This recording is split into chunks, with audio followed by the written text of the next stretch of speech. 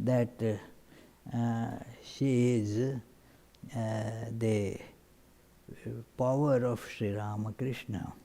So, so many features that are combined together. Holy Mother was seen as the power associated with Sri Ramakrishna, that is Brahman. So Brahman and the power, as Sri Ramakrishna used to say, are inseparable from each other. So here is the power in human form, just as one looks Sri Ramakrishna as the Brahman, the Absolute, appearing in human form, so also Holy Mother is the power of expression, because of which the one undifferentiated Absolute appears as this immensely, infinitely varied universe. There is no causal connection between that. It is just the power, indescribable, inscrutable power of Brahman that appears as this universe, and that is that power manifests as the Holy Mother, the Mother in human form. So, after discussing this, we shall move to our regular Tuesday study of the biography of Sri Ramakrishna. This biography also describes several very illustrative incidents in the life of Holy Mother, mostly of almost all, till Sri Ramakrishna gives up his body. So, let us begin with the opening chant. Tava kathamritam tapta jivanam kavibhiriditam kalmashapaham shravanamangalam Srimadattatam bhuvi grinanti te bhurida janaha.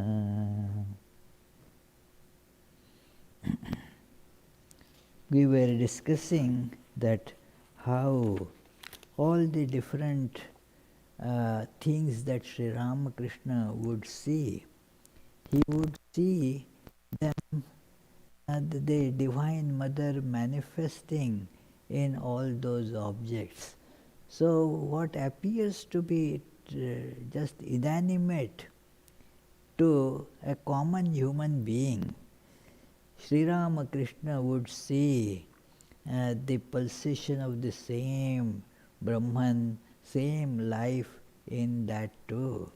So he could see that the life in the images of gods, goddesses, although we see that as mere image.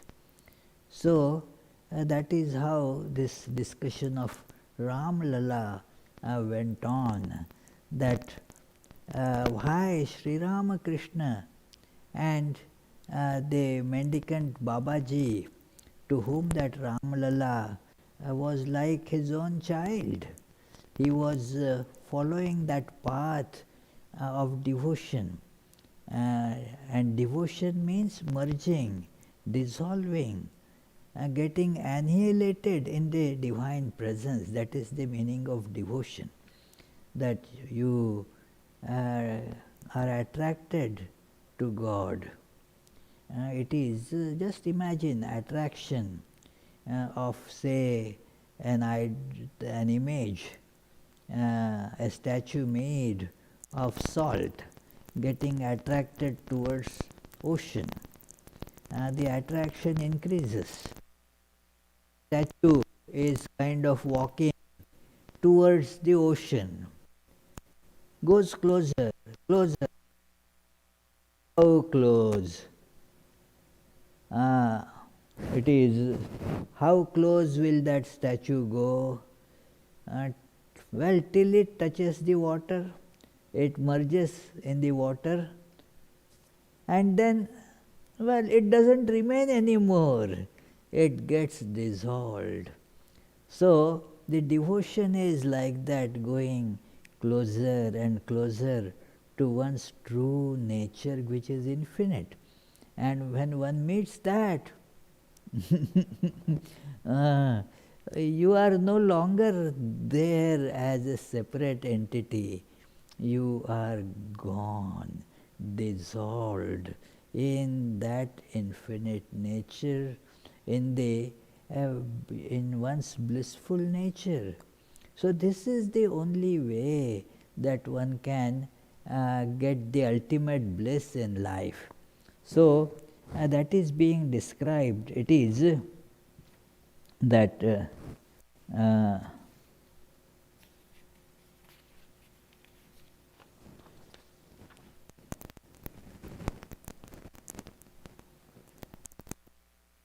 we were discussing on page 578 that to get to this level where we can feel the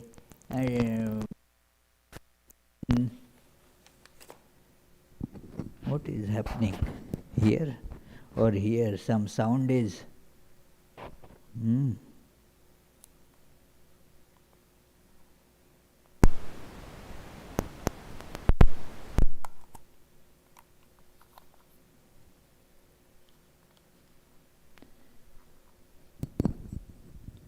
So let us hope now the sound becomes not only better, it will stay good. So we see that when we go after the objects of sense enjoyments, what happens is they become objects for us. They become the objects of enjoyment. I, the enjoyer, I am living. And those, they are just objects. And thus, we do not really see the life there also. And so to see that same divine life pulsating in every object, what is needed is to overcome this impulse of subject-object enjoyment. And thus one can attain the goal of life, which is the bliss.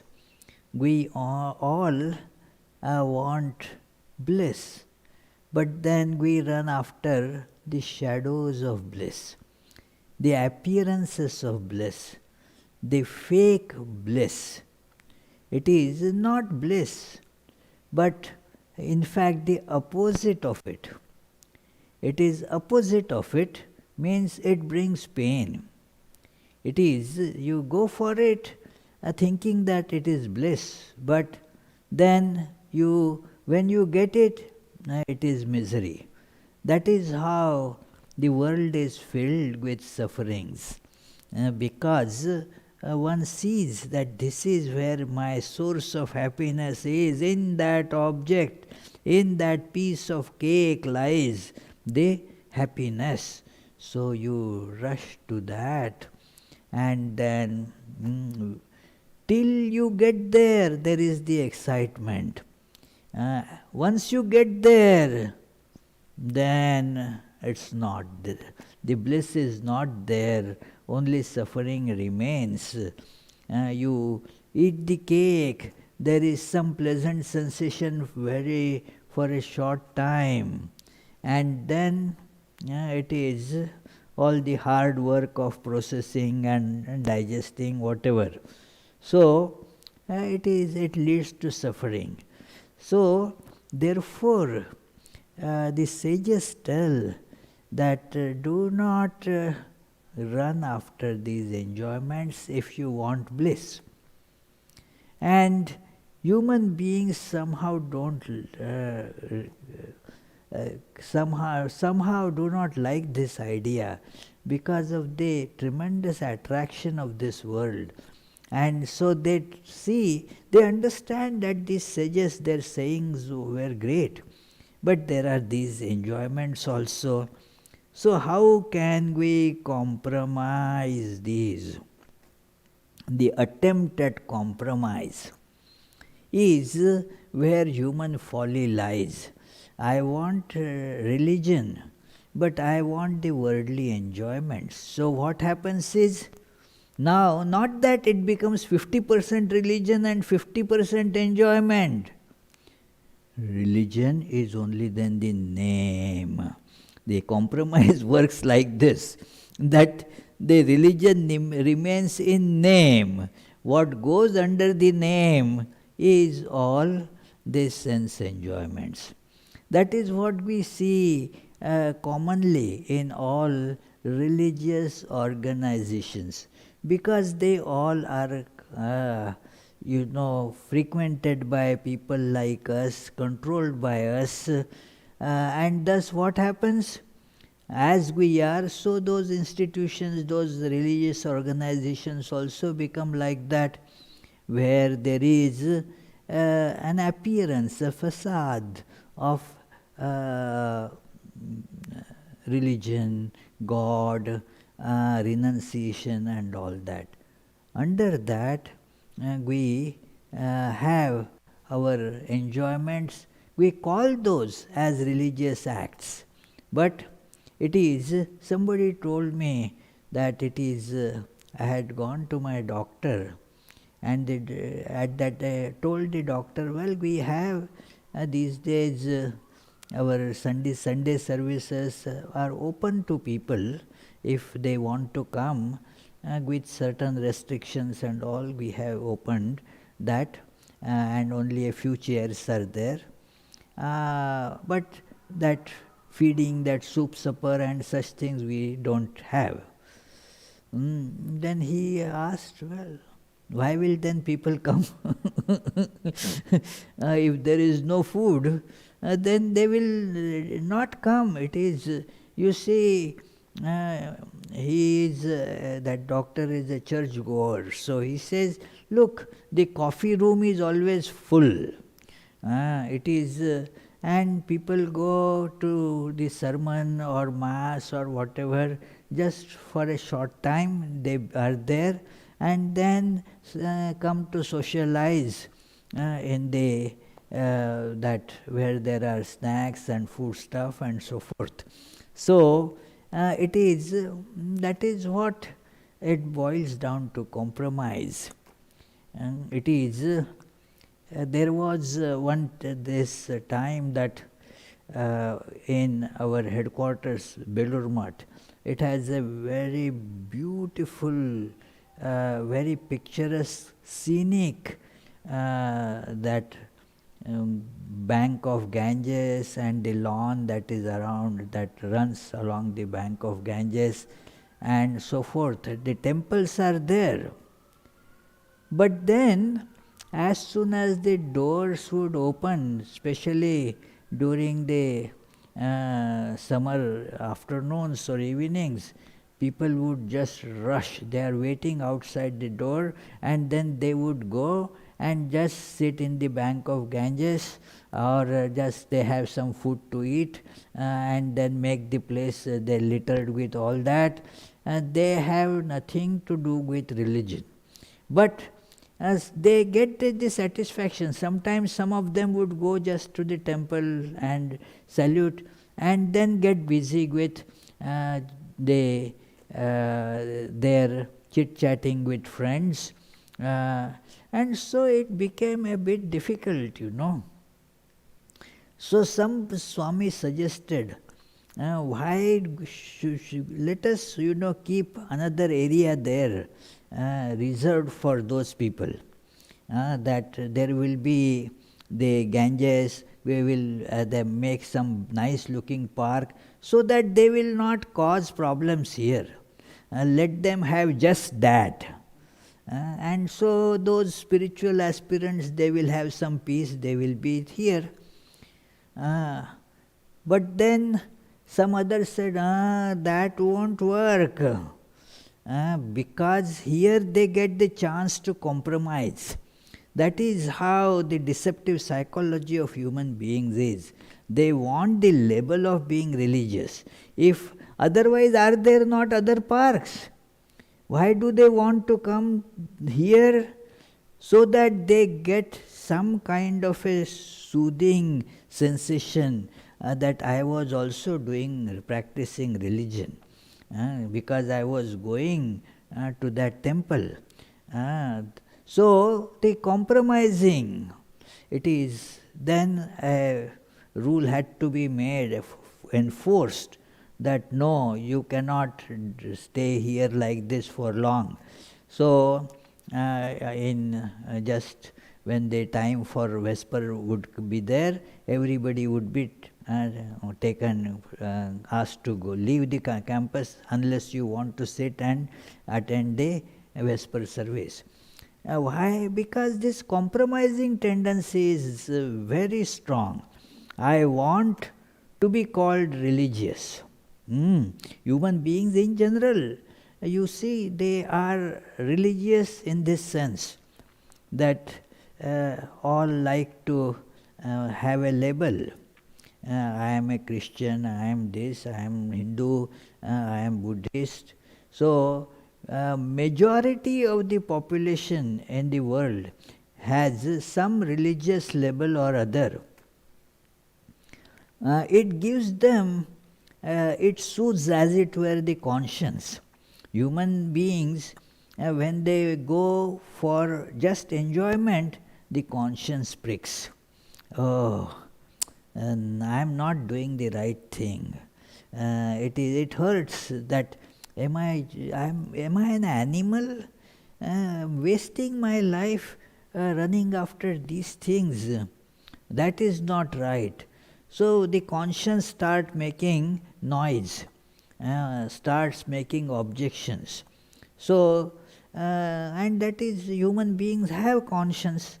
So what happens is then, okay, to soothe the conscience, okay, you keep quiet. I am not going just for the sense enjoyment. I am going to the temple, don't you see that? Okay, so I have given you your share.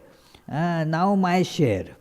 So it is the tendency to compromise is paramount. So even after having some religious sentiments, many get drowned in such compromise idea. It is not a good thing at all. It is okay, at least when you are aware that it is not, you are not doing anything religious or spiritual, there will be that understanding. But here everything gets kind of fused. There is the name of spirituality, and underneath is all a very different thing. So, therefore, the sages, they said no compromise. It is give up the idea of sense enjoyment if you want God. To the extent you can come away from that, to that extent you will be able to see the divinity. It is very simple, just as the more you go towards east, the west will be left behind. So, the sense enjoyments are based on ignorance, that there is enjoyment. Although the enjoyment is here, the ignorance tells that it is there in that person or in that object, and thus we go for sense enjoyment, or enjoyment, let us put it, for enjoyment we go where there is no joy at all, and thus we get frustrated. And then the tendency of compromise. Okay, let us make our religion such that there will be ample opportunity for sense enjoyment. So this is the problem. So Saradananda Swami says, after seeing Sri Ramakrishna's life, this is page 578, how is it possible for us to advocate enjoyment, saying, so be it, like the master, like the worldly people? We have started to tell the story of a master so otherworldly that the spirit of renunciation was embedded deeply in his mind. If he touched metal even in deep sleep, his hand would contract and become numb. His breathing would falter and he would suffer excruciating pain.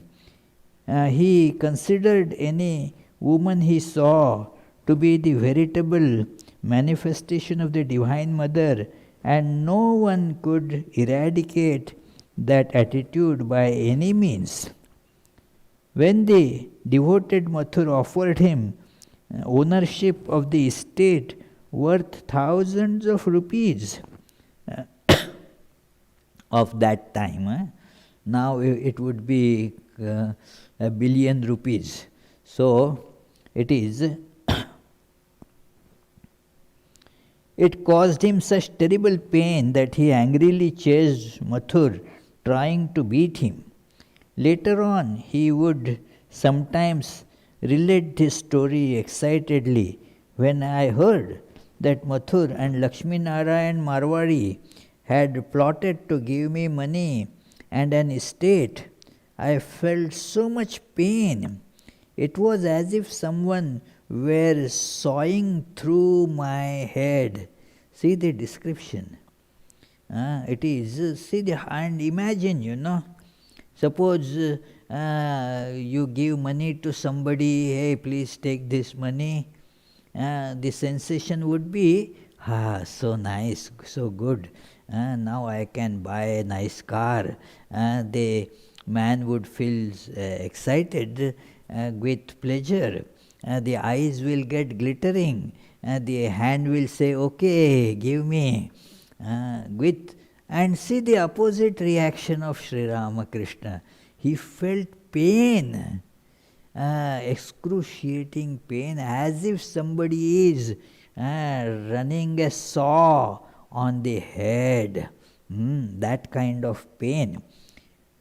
So, his mind continuously experienced the transcendental bliss that arises from samadhi, and it was never tarnished by the sensual attractions of the world.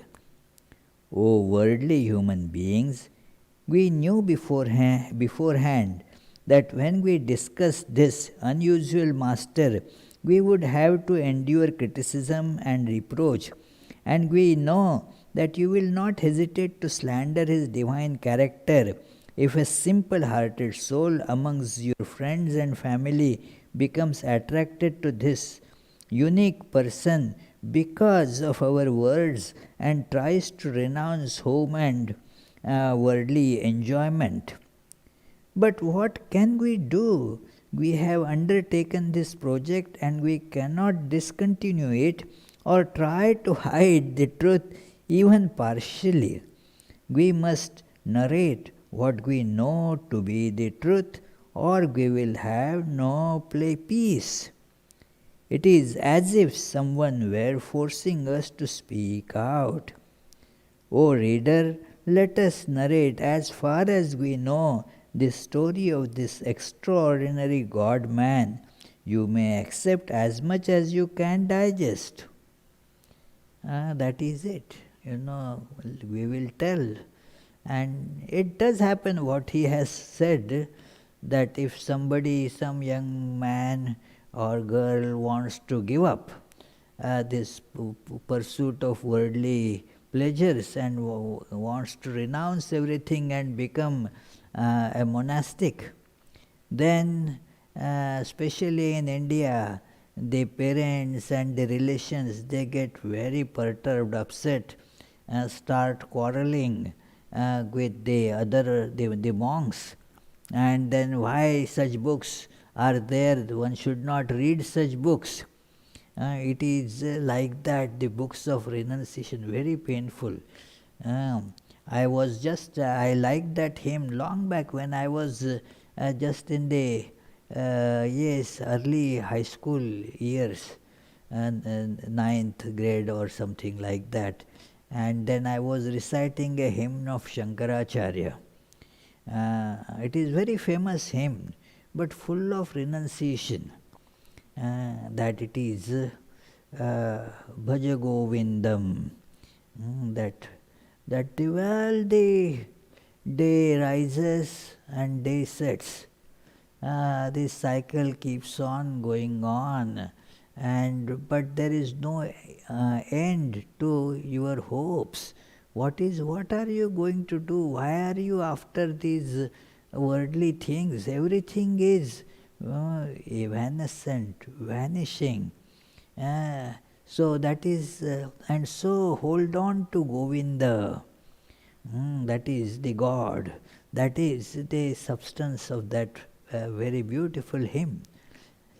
And I was reciting it, and that my mother came and then said, "Hey, don't! It hurts so much to my ears when you chant like that. It is no, don't chant it." Because the renunciation means, one of us is going to break the ranks and become a monastic. So it is like that. So it is whenever some young boy or girl starts frequenting the centers, these ashramas, Vedanta societies or centers in India, the parents become immediately alerted. They may brainwash my son or daughter, they will brainwash my son, and so immediately tell, don't go there anymore. Even many of these direct disciples, their parents had told them, don't go to Sri Ramakrishna too much. A little religion is all right. They want their children to go to some extent. Go, so that you will have some inclination to religion. You will not be just a vagabond person. And so to get some little virtue, this is all right.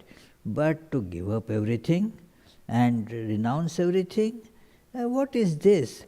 That is absolutely unacceptable. So, the tendency to compromise. There are, two different things. Going on a graded course is one thing. Okay, I am finding it impossible to renounce because of all those tendencies, they keep on surging up. So, okay, that is of course with all of us, but we should not, as Swami Vivekananda says, don't lower the ideal. Keep the ideal high, and then go according to as much as you can do. It is, today you could do some, tomorrow you will be able to do better, day after tomorrow you will improve further. So, keep on at it. It is, yes, all will not be able to climb that, what is that, Abhijit, that peak, that fellow went straight up there. Al Capitan, Al Capitan. So, he could climb straight like that, but such is a very rare person. But that doesn't mean the others don't go there. They go by different, much easier route. So they also go there. So we may not be able to just give up everything. If we can, great, but if not, okay, take a graded course. It is. There are some who are so brilliant, and they take double promotions in school or triple promotions, fine. But that others may not be that brilliant, so they go by, say, 1 year, 1 grade, they go up like that slowly. That's fine. If somebody requires 2 attempts, 3 attempts, that also is fine. It is. One of my mentors, Swami, told that it is, the speed is not so important. The direction is important. It is the speed with which you go, well, that will vary. But the direction is important. If the direction is right, that is why many times if somebody does something good, many say that they are aware that a lot needs to be done. So they say, this is a step in right direction. This is a step in right direction. The direction is important.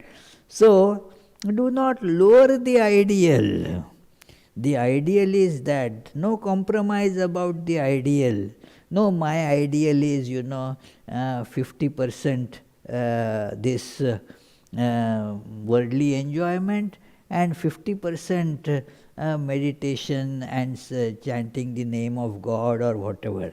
So that is not right. It is, would you like say, okay, 50% coronavirus and 50% health? No, it is, no, that has to be eradicated. We won't say that, okay, 50% corona in me is okay. It is, 50% will kill you completely. It is, it will take in everything. So therefore, here it is told that this tendency to compromise is not right at all. It is, we should be very clear about it. Our understanding should be clear that if I go for sense enjoyments, then I am going to get suffering and I am going to get away from the true bliss. This should be clear. That, and then even if because of my tendencies I get dragged, I have to fight against that. It is, but no compromise. So, when the master described the marvelous behavior of Ram Lala, he said, on some days Jatadhari would cook food to offer to Ram Lala, but couldn't find him. Then he would come running in distress to my room. And there would be Ram Lala playing on the floor. Jatadhari's feelings were terribly hurt. He would scold Ram Lala, saying, I took so much trouble to cook food for you. I looked all over the place, and here you were all the time. You don't care about me. You have forgotten everything. And that is how you always are. You do just as you please. You have no kindness or affection. Just like a little child gets sometimes scolded by the parents when the child does something that hurts the parents. So they scold like that. You left your parents and went to the forest. That is the Rama in this life. He had to go away from the kingdom to the forest. So see how heartless you have been. Your poor father died of a broken heart, and you never even came back to show yourself to him on his deathbed. Talking like this, So he was seeing, in that metal image, Jatadhari was seeing the living Rama. This is the meaning of all this scolding, all this anguish, is this, that it was not an image for him. It was not just a dead object, a piece of metal. No, it is a living Rama there, living child Rama. So, it is talking like this, Jatadhari would drag Ramlala. Drag, means Ramlala is resisting. Just a small metal image wouldn't resist. But Ramlala is, so he has to be dragged like the children had to be dragged sometimes. My parents had to drag me. I would be just spending time playing with friends, little this thing, and so the parents, hey, time now, come on, enough. They had to be dragged. I see sometimes in the park and all, it is evening, and so the parents have come with the children and it is getting night. So the children still want to play around. The parents say, hey, enough, come. Oh, just, mom, just for 5 minutes more, just 5 minutes more. But they don't want to come, then ultimately they need to be dragged. So the Ramlala needed to be dragged like that because he didn't want to leave Sri Ramakrishna's presence. So, thus the days roll on. Jatadhari stayed on at Dakshineshwar for a long time because Ramlala didn't want to go away and leave me, and Jatadhari couldn't bear to leave Ramlala behind, having loved him for so long. Then one day Jatadhari came to me crying with joy and said, Ramlala has revealed himself to me in a way that I have never known before, but have always longed for. Now the desire of my life is fulfilled. Ramlala says he won't go away from here. He doesn't want to leave you. But I am not sad about it anymore. He lives happily with you and plays joyfully, and I am full of bliss when I see him this way. I have learned now to be happy simply in his happiness. So I can now leave him with you and go away. I will enjoy knowing that he is happy with you. Then Jatadhari gave me the image of Ramlala and said goodbye, and Ramlala has been here ever since. The worship of a symbol, worship of an image is, or even means a human person, a worship of some, that is image made of flesh and blood, is for what? To go beyond it. It is to realize the all-pervading infinite nature of the truth that you use an image. It is sometimes I give this analogy of that algebraic method of solving problems. So you make an assumption, let the answer be X. Like if you have to determine how many apples were there, some person had some apples, he gave 1 to this person, 3 to another person, threw away some because they were rotten, these numbers, and then 4 were left with him. So originally how many apples this person had?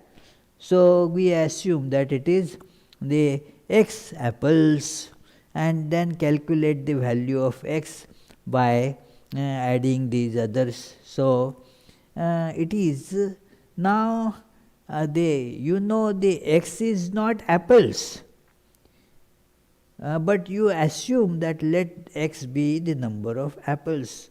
Now when you find out the value, now you don't need that x and all that, that is done. So similarly you take up a symbol or a person, some limited object, that is how it is told that it is you put the that idea that this is infinite, this is the God in its that true form, the infinite Satchidananda, the infinite existence, bliss, knowledge, that is God. And I am imagining it here. Now, by holding on to this imaginary, this x, let x be the apples. Now, there you know that x is not apple, but for the purpose of evaluating, you assume that. So, similarly, you assume that here is this picture is God, or the a person presented in that picture is God. But then you go beyond that and see the infinite nature of the truth. And thus, now the picture is no more necessary for you. So, now see the great, that Jatadhari you can see now. You can imagine, in front of your mental eyes, you can see that Jatadhari coming to Sri Ramakrishna, saying that, well, now I don't need it. This Ram Lalla has shown me his true nature. Now I see Ram Lalla, that same Ram everywhere. Now I don't need an image. Moreover, I see that this Ram Lalla wants to live with you. He doesn't want to go away from here. So, I am not at all unhappy in leaving Ram Lalla here, because it is Ram Lalla's happiness is my happiness. That is how one transcends the idea of one's own happiness. Whatever my beloved is happy in, I am happy in that. That is the great characteristic of a devotee. And that is a big difference between the worldly love and the devotion. In worldly love, what do I get? If I am loving somebody, that person should do like in such a way that person should behave that I would get happiness out of it.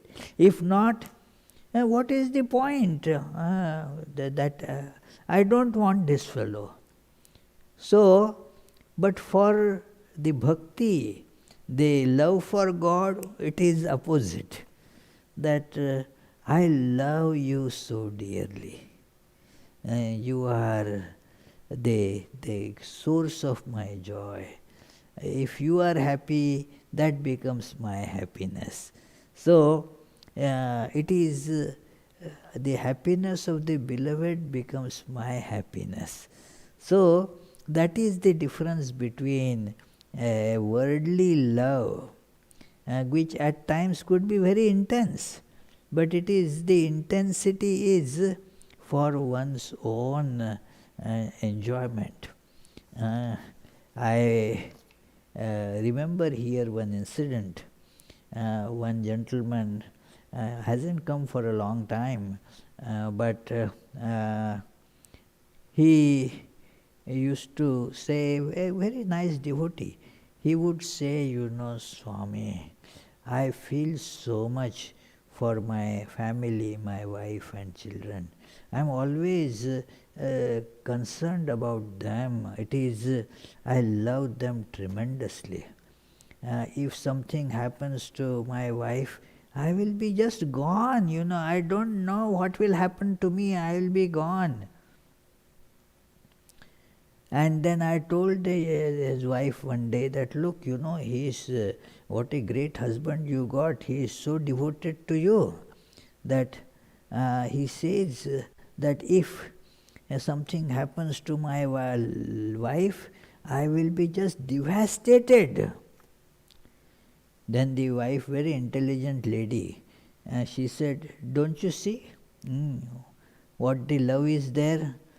He is not worried about me. He is worried about his own devastation. If something happens to me, I will be so devastated. There is no love for wife. It is just one's own, what will I do? That is the attitude. So that is how the worldly love is. Whereas the bhakti, the love to God, has this nature that, well, whatever my beloved likes, that's it. It is nothing, I am happy in that. So that is how Ram Lalla said, okay, I am happy that this little Rama is happy with you, and so he left that Ram Lalla there, and Sri Ramakrishna says, since then he is here. Since then he is here. Truly it was due to the divine companionship of the Master that Jatadhari got a taste of unselfish and pure love, and subsequently realized that there could be no fear of separation from the beloved. Otherwise there is always separation, I and my beloved. It is, there is a distance, there is a connection. So the two things remain separate. But when you see that God or your beloved in, out, everywhere, wherever, whatever you see your beloved alone, nothing else. So there is no separation. God is inside, God is outside, everywhere. That tremendously intense awareness comes, that filled with God. It is so. That is how this Jatadhari in the company of Sri Ramakrishna got this message. So let us not forget that this is a narration coming in what is called Guru Bhava, the teachership of Sri Ramakrishna. So Sri Ramakrishna's association brought this great truth to Jatadhari about, as it is mentioned here, that there is no separation between you and God. There is no fear. Otherwise, the worldly love is always fraught with fear. Oh, today he or she loves me, but tomorrow what will happen? Will he or she leave me? What will be the relationship? How can I hold on to it? It is all very difficult. So one is always in fear that, and so somehow we want to go beyond fear. Love actually has no fear. This is what Swami Vivekananda, you might have read in Bhakti Yoga. He says that he describes the triangle of love. A very nice description, that it is one angle of it is that love knows no fear. The another one is love knows no bargain. And the third angle is the love has no that competition as such. There is no competition, there is no fear, and there is no bargain in love. And just test what we call love on this criterion. How much is love there? It is, you will see that all worldly love has really love only in name. Actually, no love there. It is so.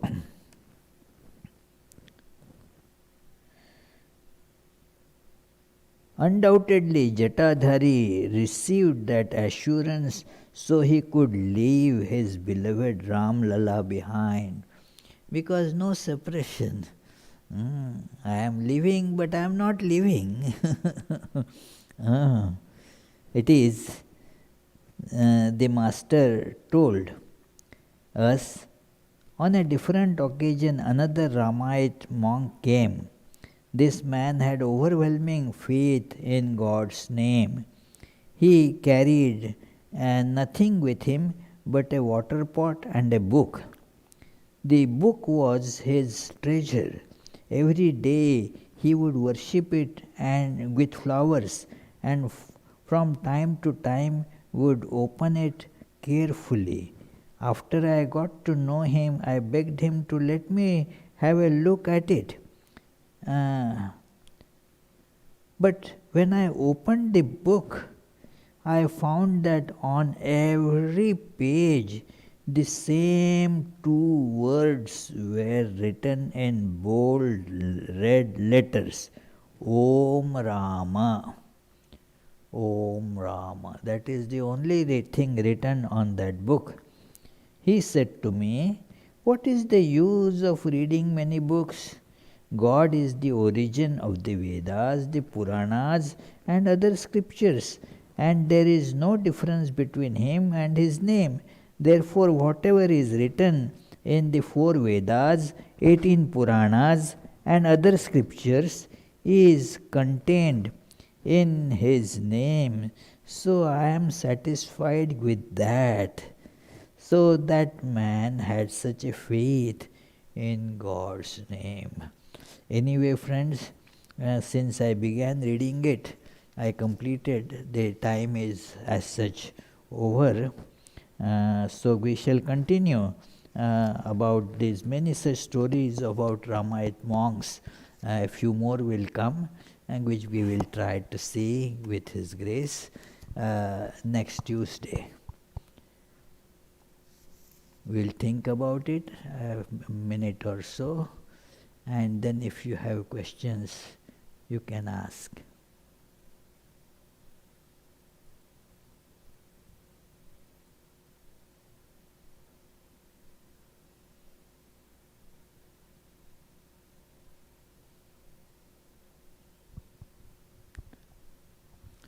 Any question? Yes, Swamiji, there are a few web questions here. Yes. This one is from Charles Feldman. I listen to kirtan and other religious music. Is that a compromise? It is, compromise is not about a particular thing. Depends on what and why you listen to it. If you are listening to it to get connected with God, then it is not a compromise. But if you are taking that there is the name of God only as an excuse to get the enjoyment of music, then it is a cheating. Next question is from Rahul Roy. Maharaj Pranam. How does one adopt renunciation and be a family person? Well, it doesn't matter whether you are a family person or a monastic. It is, even if you are monastic, you have so many things to do.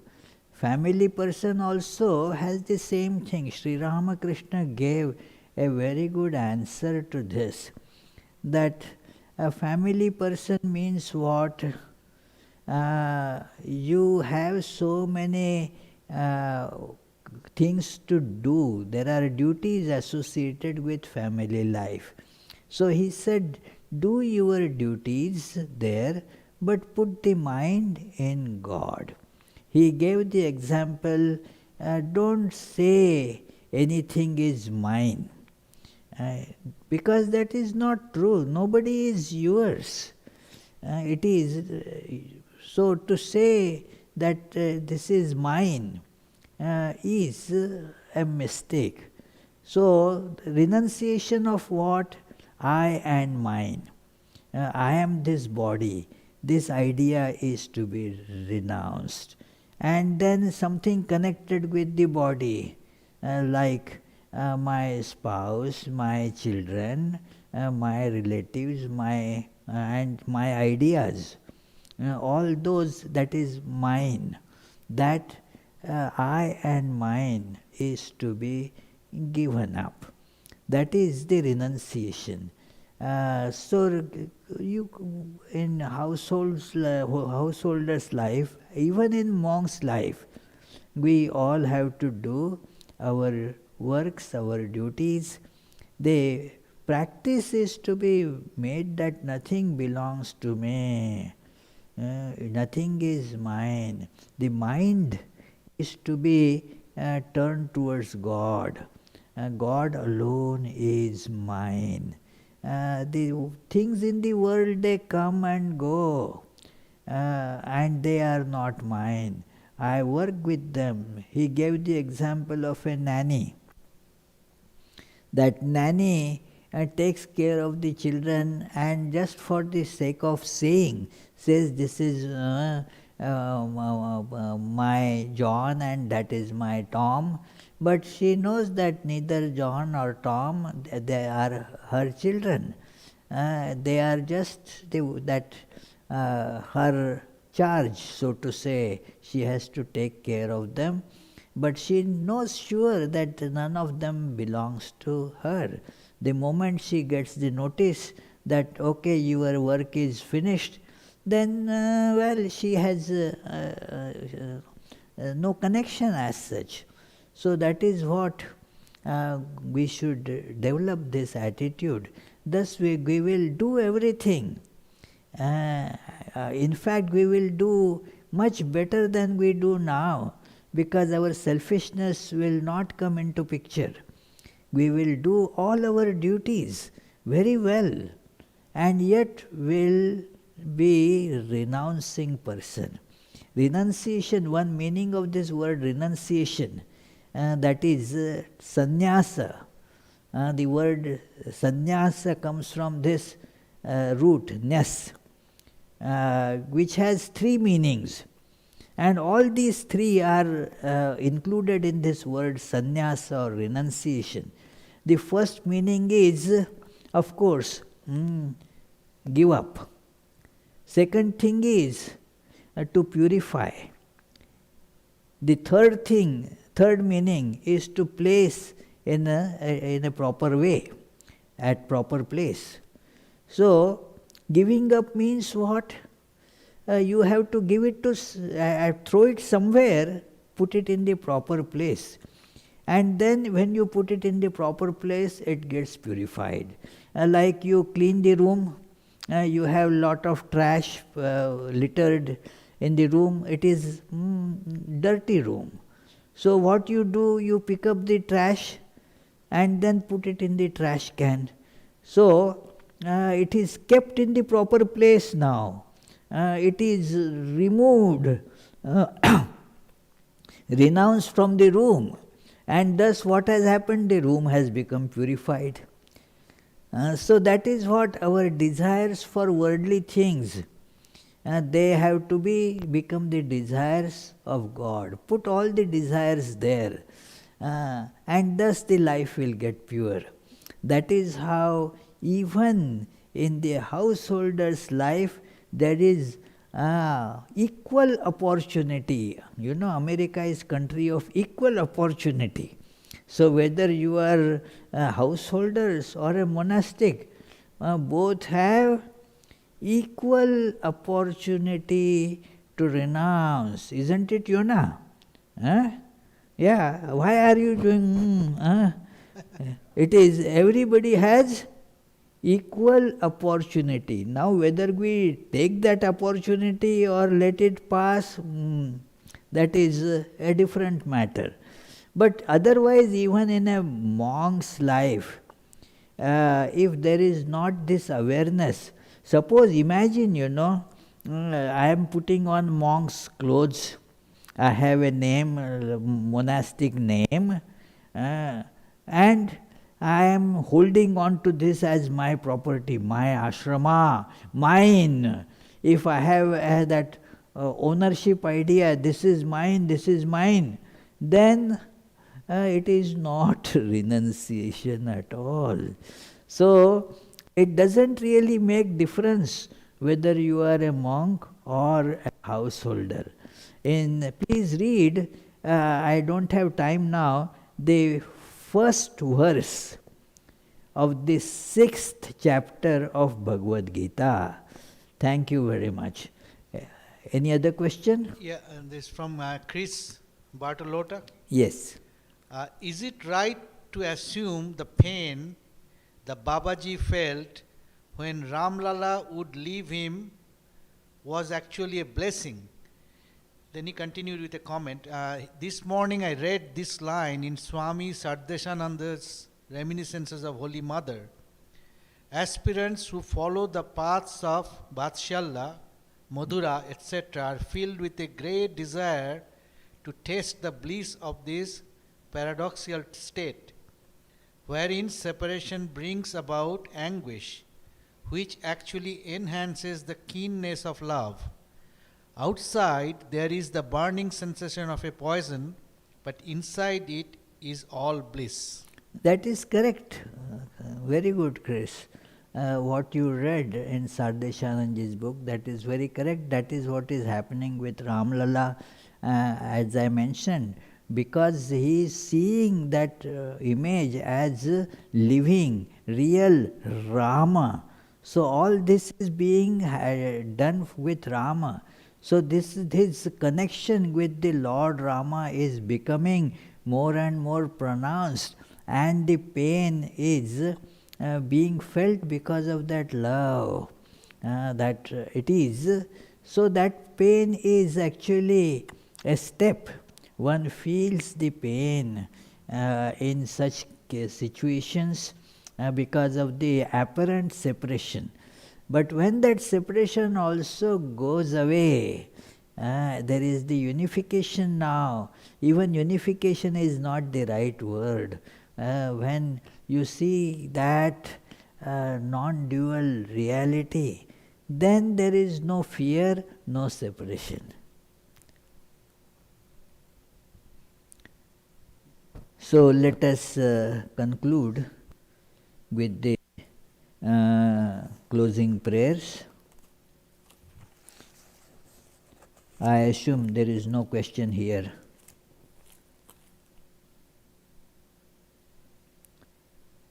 May the Divine, who is Father in heaven of the Christians, Holy One of the Jewish faith, Allah of the Muslims, Buddha of the Buddhists, Tao of the Taoists, Great Spirit of the Native Americans, Ahura Mazda of the Zoroastrians, and Brahman of the Hindus, lead us from the unreal to the real, from darkness to light, from death to immortality. May the all-loving being manifest himself unto us and grant us abiding understanding and all-consuming divine love. Peace, peace, peace be unto all.